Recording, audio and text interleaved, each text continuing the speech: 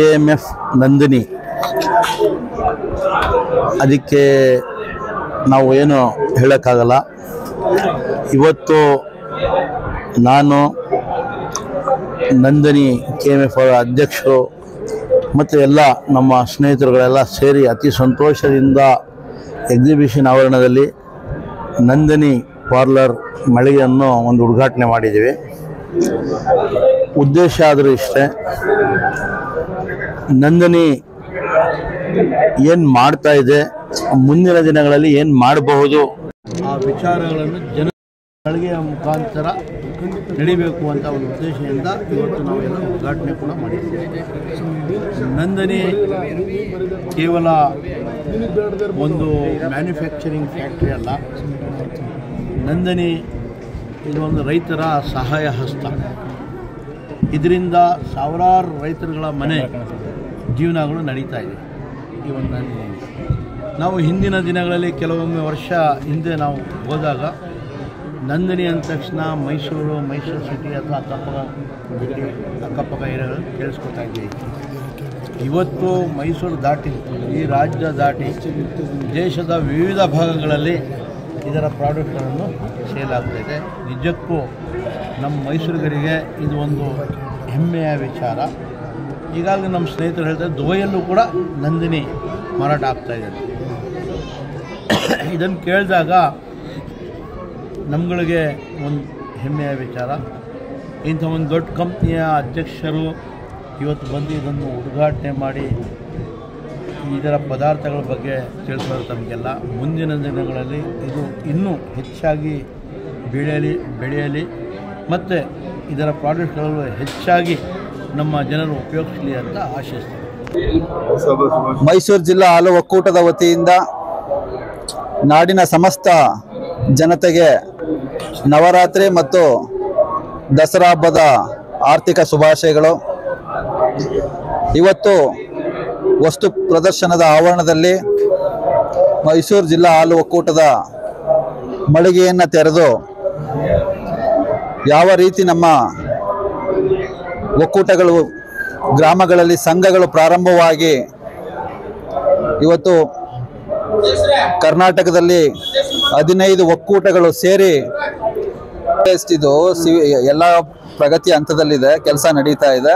ಆದಷ್ಟು ಬೇಗ ಅದನ್ನು ಉದ್ಘಾಟನೆ ಮಾಡ್ತಕ್ಕಂಥ ಕೆಲಸ ಮಾಡ್ತೀವಿ. ಮತ್ತೆ ಉದ್ಘಾಟನೆ ಮಾಡಲಿಕ್ಕೆ ಅವಕಾಶ ಕೊಟ್ಟಂತ ನಮ್ಮ ಅಧ್ಯಕ್ಷರಾದಂಥ ಆಯುಬ್ ಖಾನ್ ಅವ್ರಿಗೂ ಸದಾ ಈ ಸಂದರ್ಭದಲ್ಲಿ ಕೃತಜ್ಞತೆಗಳನ್ನ ಹೇಳಲಿಕ್ಕೆ ಇಷ್ಟಪಡ್ತೇನೆ. KMF ಇವತ್ತು ಕರ್ನಾಟಕದಲ್ಲಿ ರೈತರ ಪರವಾಗಿ ಕೆಲಸವನ್ನ ಮಾಡ್ತಾ ಇದೆ. 5 ದಶಕಗಳ ಹಿಂದೆ ನಮ್ಮ ಕರ್ನಾಟಕದಲ್ಲಿ ರೈತರು ಹೈನುಗಾರಿಕೆ ಮಾಡ್ತಕ್ಕಂಥ ರೈತರು ಪ್ರಾರಂಭವನ್ನ ಮಾಡಿ ಅವತ್ತಿನ ದಿನ ಹಿಂದೆ ಕ್ಯಾನ್ಗಳಲ್ಲಿ ತಂದು ಮಾರಾಟವನ್ನ ಮಾಡ್ತಾ ಇದ್ರು. ಅದು ಹಂತವಾಗಿ ಗ್ರಾಮಗಳಲ್ಲಿ ನಮ್ಮ ಕುರಿಯನ್ ವರ್ಗೀಸ್ರವರ ಒಂದು ಆಶಯದಂತೆ ಪ್ರತಿ ಗ್ರಾಮಗಳಲ್ಲಿ ಸಂಘಗಳು ಪ್ರಾರಂಭ ಆಗಿ ನಮ್ಮ ಮೈಸೂರು ಜಿಲ್ಲೆಯಲ್ಲಿ 1400ಕ್ಕೂ ಹೆಚ್ಚು ಹಳ್ಳಿಗಳು, ಅದರಲ್ಲಿ 1205 ಹಳ್ಳಿಗಳಲ್ಲಿ ಸಂಘಗಳು ಪ್ರಾರಂಭ ಆಗಿ 398 ಮಹಿಳಾ ಸಂಘಗಳು ಇವತ್ತು ಕಾರ್ಯನಿರ್ವಹಿಸ್ತಾ ಇದ್ದಾವೆ. ಪ್ರತಿದಿನ ನಮ್ಮ ಮೈಸೂರು ಜಿಲ್ಲಾ ಹಾಲು ಒಕ್ಕೂಟಕ್ಕೆ 9 ಲಕ್ಷ ಲೀಟರ್ ಹಾಲು ಸೇಕರಣೆಯಾಗಿ ಅದನ್ನು ಸಂಸ್ಕರಣೆ ಮಾಡಿ ನಮ್ಮ ಒಕ್ಕೂಟಕ್ಕೆ ಸಾಗಣೆ ಮಾಡಿ ಅಲ್ಲಿ ಸೇಕರಣೆಯನ್ನು ಮಾಡಿ ಅದನ್ನು ಪ್ಯಾಕೆಟ್ ಮಾಡುವುದರ ಮುಖಾಂತರ ಮೈಸೂರಿನ ನಗರ ಮತ್ತು ಗ್ರಾಮಾಂತರ ಪ್ರದೇಶಗಳು ಮತ್ತು ಚೆನ್ನೈ, ಕೇರಳ ಎಲ್ಲ ಕಡೆ ನಾವು ಅದನ್ನು ಮಾರಾಟ ಸುಮಾರು 6 ಲಕ್ಷ ಹಾಲನ್ನು ಮಾರಾಟ ಮಾಡಿ ಉಳಿದ ಹಾಲನ್ನು ಬೇರೆ ಉತ್ಪನ್ನಗಳನ್ನಾಗಿ ಪರಿವರ್ತನೆ ಮಾಡಿ ಮತ್ತು ಸರ್ಕಾರದ ಮಹತ್ವಾಕಾಂಕ್ಷೆ ಚಿರಭಾಗ್ಯ ಯೋಜನೆಗೆ ಉಳಿಕೆ ಪೌಡರನ್ನು ನಾವು ಕೊಡ್ತಾ ಇದ್ದೀವಿ. ಮತ್ತು ಇವತ್ತು ದಸರಾ ಹಬ್ಬದ ಪ್ರಯುಕ್ತವಾಗಿ ಪ್ರತಿ ವರ್ಷ ನಾವೇನು ಇಲ್ಲಿ ತನಕ ಮಾಡ್ಕೊಂಡು ಬಂದಿದ್ದೀವಿ ಅದೇ ರೀತಿ ಮೈಸೂರು ಜಿಲ್ಲಾ ಹಾಲು ಒಕ್ಕೂಟದ ಉತ್ಪನ್ನಗಳಾದಂತಹ ಮೈಸೂರು ಪಾಕ್ ಇರ್ಬೋದು, ಪೇಡ ಇರ್ಬೋದು, ಕ್ಯಾಶ್ಯೂ ಬರ್ಫಿ ಇರ್ಬೋದು, ಗೋಧಿ ಲಾಡು ಮತ್ತು ಮ್ಯಾಂಗೋ ಲಸ್ಸಿ, ಒಟ್ಟು ನಮ್ಮ ಉತ್ಪನ್ನಗಳನ್ನು ಈ ಬಾರಿ 10% ರಿಯಾಯಿತಿ ದರದಲ್ಲಿ ನಾವು ನಮ್ಮ ಎಲ್ಲ ಪಾರ್ಲರ್ಗಳಿರ್ಬೋದು, ಏಜೆಂಟ್ರುಗಳಿರ್ಬೋದು, ಗ್ರಾಹಕರು ಅದನ್ನು ಒಂದು ಸದುಪಯೋಗ ಪಡಿಸ್ಕೊಂಡು ಹೆಚ್ಚಿನ ರೀತಿಯಲ್ಲಿ ನಂದಿನಿ ಉತ್ಪನ್ನಗಳನ್ನೇ ಬಳಸಬೇಕು. ಈ ನಂದಿನಿ ರೈತರ ಒಂದು ಸಂಸ್ಥೆ, ರೈತರಿಂದನೇ ಪ್ರಾರಂಭ ಆಗಿರ್ತಕ್ಕಂಥ ಸಂಸ್ಥೆ. ಹಾಗಾಗಿ ಎಲ್ಲ ಗ್ರಾಹಕರು ಕೂಡ ರೈತರ ಉತ್ಪನ್ನ ಹಾಗೂ ರೈತರ ಒಂದು ಸಂಸ್ಥೆಯಿಂದ ಉತ್ಪಾದನೆ ಆಗ್ತಿರ್ತಕ್ಕಂಥ ಒಂದು ಈ ನಂದಿನಿ ಬ್ರ್ಯಾಂಡ್ನ ಉತ್ಪನ್ನಗಳನ್ನೇ ಬಳಸಬೇಕು ಅಂತ ಈ ಸಂದರ್ಭದಲ್ಲಿ ಹೇಳ್ತಾ, ಈ ಸಂದರ್ಭದಲ್ಲಿ ನಮ್ಮ ಬ್ರ್ಯಾಂಡ್ನ ಅಂಬಾಸಡರ್ ಆಗಿದ್ದಂತಹ ಪುನೀತ್ ರಾಜ್ಕುಮಾರ್ನವರು ಕೂಡ ನೆನೀತಾ ಇವತ್ತು ಡಾಕ್ಟರ್ ಶಿವರಾಜ್ ಕುಮಾರ್ ಅವರು ಅದನ್ನು ಮುಂದುವರಿಸ್ಕೊಂಡು ಹೋಗ್ತಾ ಇದ್ದಾರೆ.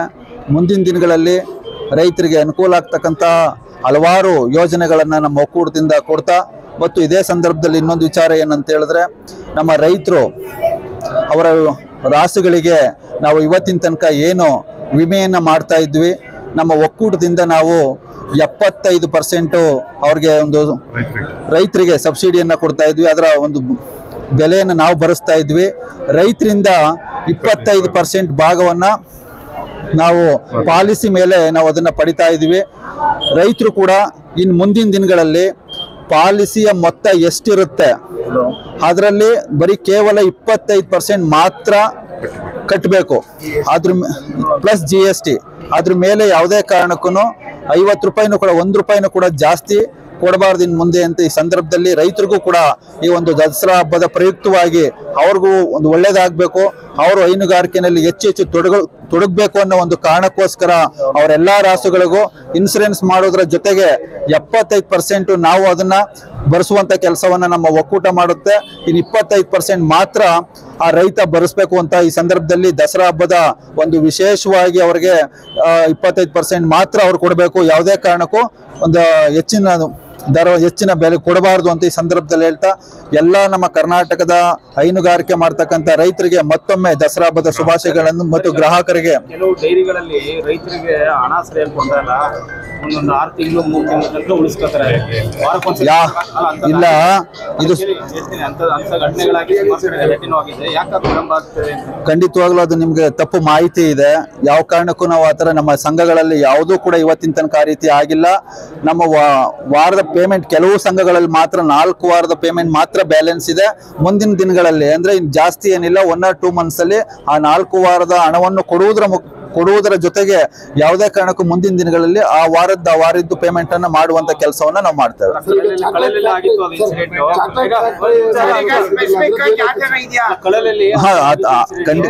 ಖಂಡಿತವಾಗಲೂ ಆ ತರದ್ದು ಯಾವ್ದಾರ ಇದ್ರೆ ನಮ್ಮ ಒಕ್ಕೂಟಕ್ಕೆ ನಾವು ಮಾಹಿತಿ ಕೊಡಿ, ಅದನ್ನ ಇಮಿಡಿಯೇಟ್ ಅದೇನಿದೆ ಅದನ್ನ ಸಾಲ್ವ್ ಮಾಡುವಂತ ಕೆಲಸ ಮಾಡ್ತೇವೆ. ಈಗ ಉತ್ಪನ್ನಗಳನ್ನ ಮಾರಾಟ ಮಾಡ್ಲಿಕ್ಕೆ ಚಾಕ್ಲೇಟ್ ಮಾಡಬೇಕು ಅಂತ ಇದ್ರಲ್ಲ, ಅದು ಇಲ್ಲಿಗೆ ಬಂದಿದೆ sir.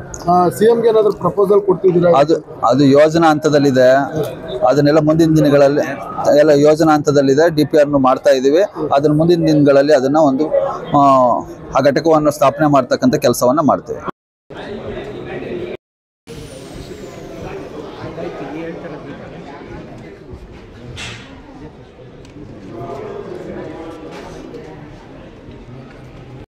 Nandini, Bharat news TV, Mysuru.